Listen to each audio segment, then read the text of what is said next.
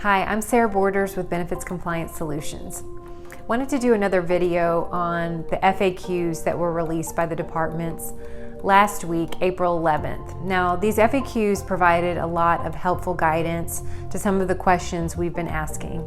So this one relates to the testing of COVID-19 and provider visits that administer or order these tests. Now, in either case, the FFCRA says that health plans have to cover testing-related services, and provider visits. It did provide some clarification on this, that testing includes not only diagnostic testing to see if you have COVID-19 that's been approved by the FDA or administered for an emergency purpose, maybe it's a state-approved test or is approved by HHS, those are all allowed under this provision.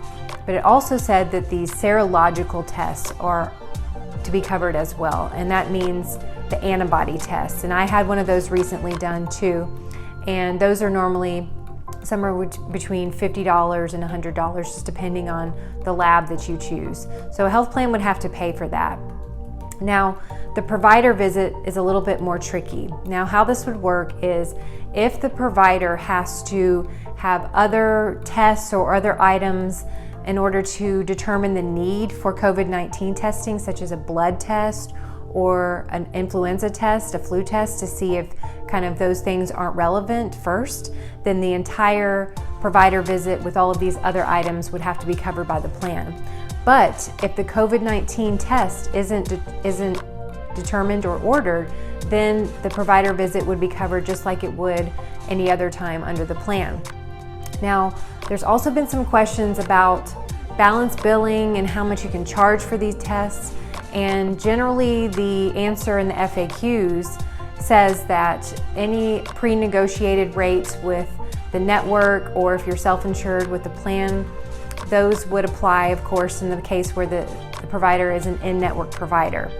Out-of-network providers, though, they have to post their cash amount on their website, and that is how much the plan can reimburse. So I don't know what happens exactly if that isn't posted on their website, but they do give a fine if the provider doesn't post it on their website. So that's what we know about the charge for the testing and how much the plan has to pay. Also, it specifically says that in and out of network providers must be paid. In other words, you can't balance bill the employee or the participant for the testing. So I'm going to provide a little bit more information on this on my website.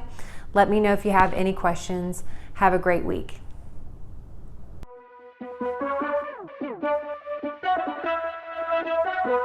Thank you.